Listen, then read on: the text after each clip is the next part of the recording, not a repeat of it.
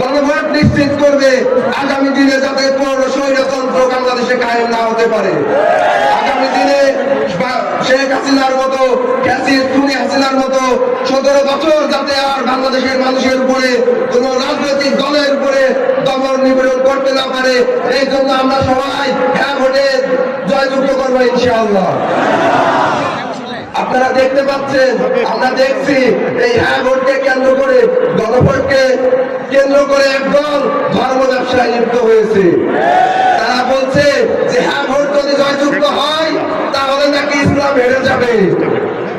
তারা বলছে হ্যাঁ ভোটকে জয়যুক্ত করলে সংবিধান থেকে বিসমিল্লাহ উঠে যাবে, সংবিধান থেকে ইসলাম উঠে যাবে।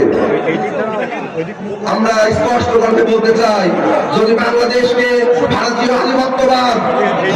আধিপত্যবাদ মুক্ত করতে চাই, লন্ডন, দিল্লি, পিন্ডি আধিপত্য থেকে যদি আমরা মুক্ত করতে চাই, তাহলে অবশ্যই হ্যাঁ ভোটকে জয়যুক্ত করতে হবে।